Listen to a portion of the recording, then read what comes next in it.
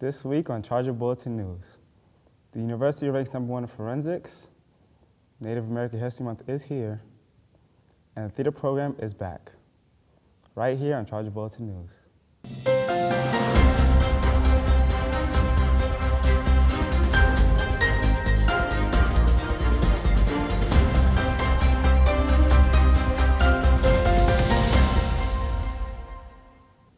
Hello, and welcome to Charge of Bulletin News. I'm Ahmad Sylvester. And I'm Mackenzie Gardner. We're here to give you the latest campus news. Let's get to this week's stories.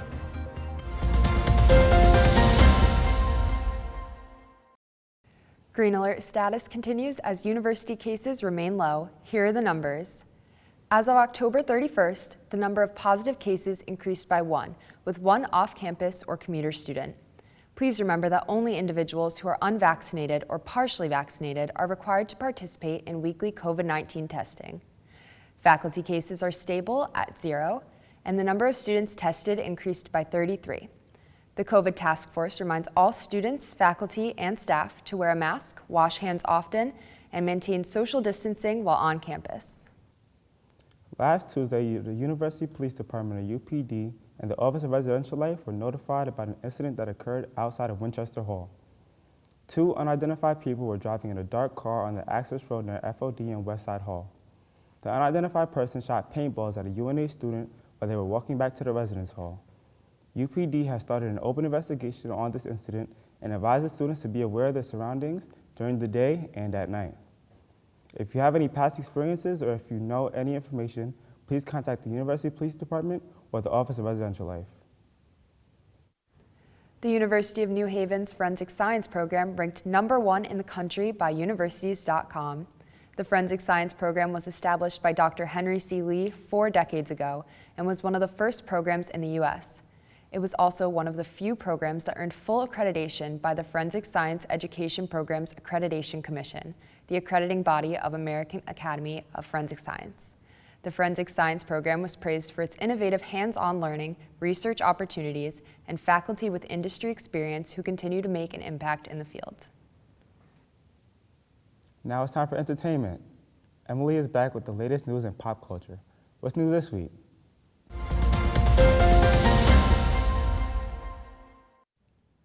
Thanks, Ahmad. Gal Gadot has been cast as the evil queen in the upcoming Snow White live-action movie. Rachel Zegler is set to play Snow White with Mark Webb directing. Production is expected to begin in 2022. Saturday Night Live has revealed their hosts and musical guests for this month. Jonathan Majors will host this weekend's upcoming show, and Taylor Swift will be the musical guest with her Red album re-release dropping the day before. And on the 20th, Shang-Chi star Simu Liu will host with musical guest Saweetie. November 12th marks the 2-year anniversary of Disney+, and to celebrate, new content will be coming to the streaming service, and Disney will announce and give first looks at upcoming content. On Monday, Disney announced that on Disney Plus Day, 13 Marvel titles will be available to stream in IMAX's expanded aspect ratio, which will offer up to 26% more screen picture compared with conventional widescreen format. Disney Plus is the first streaming service to provide this feature for at-home viewing. I'm Emily, and that's entertainment. Back to you guys.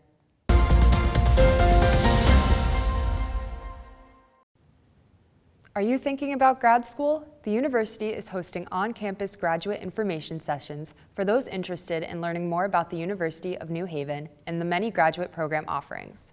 Students will meet with a member of the graduate admission staff for a detailed information session about the different opportunities that we have to offer.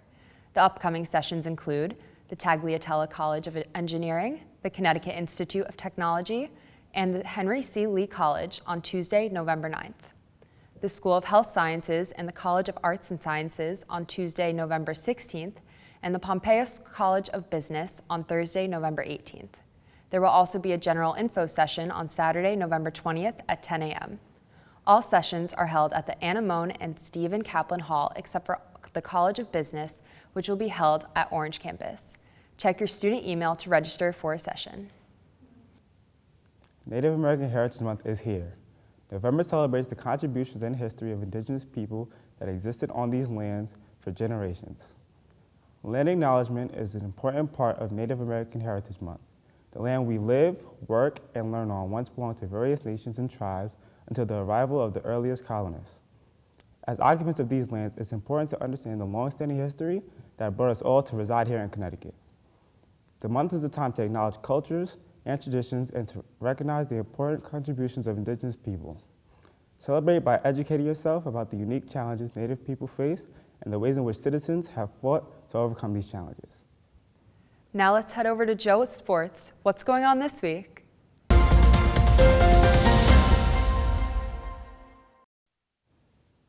Thanks, Mackenzie. I apologize for not being here last week, but let's dive right into the sports because we got postseason news for all our teams.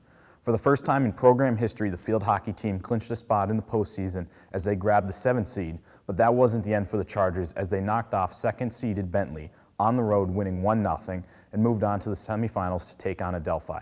The Panthers took the match, winning 2-0, finishing the Chargers season, but it was nothing short of amazing what the team has done in just their 5 years of being a varsity sport.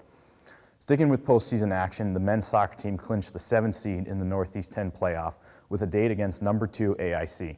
This is the first time since 2010 that the Chargers made the postseason and first winning season since 2000. For the team, they traveled to Springfield, and the Chargers gave it their all with a strong effort from Rookie of the Week, Paul Santanak, but it wasn't enough as the Yellow Jackets won 3-2. The Chargers will return most of the team, highlighted by Santanak, who was tied atop the conference in goals.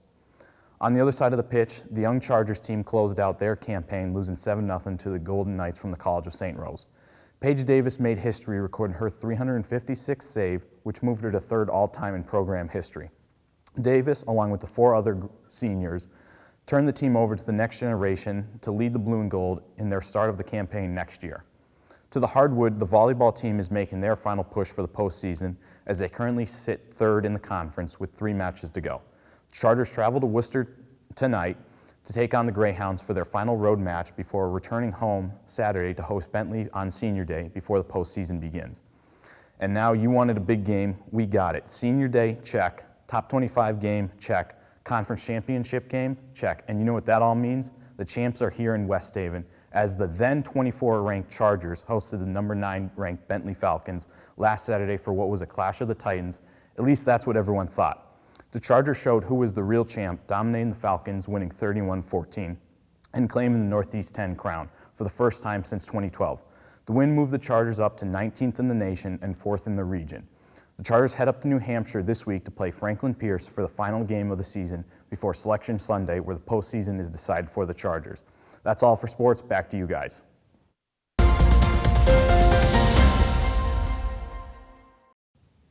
The Theater Arts program is back with their fall musical.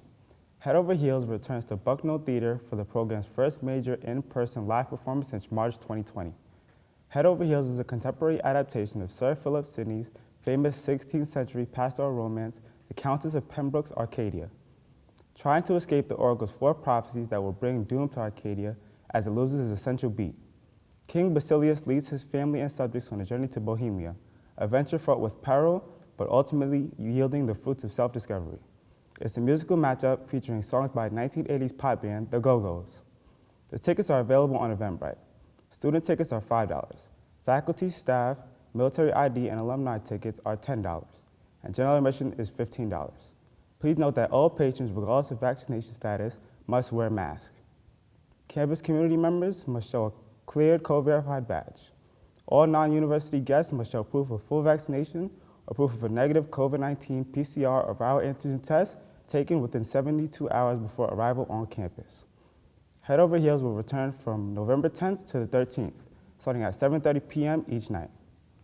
On October 30th, Miranda Mansolf and Genevieve Ortiz were announced as recipients of the Colleen Sorbello and Donna Parker Memorial Breast Cancer Research Scholarships. Miranda Mansolf, a graduate student in the Cellular and Molecular Biology program, was awarded the Colleen Sorbello Scholarship, and Genevieve Ortiz, an undergraduate biology student, was awarded the Donna Parker Scholarship. The money was donated by the Pink Clover Foundation, an organization that raises money for breast cancer research and provides education and services to those battling the disease. The foundation was started by alumni Sam Sorbello in memory of his wife Colleen, after she passed from the disease in 2017. The second scholarship is in memory of Colleen's mother, Donna Parker, who passed away in 2021.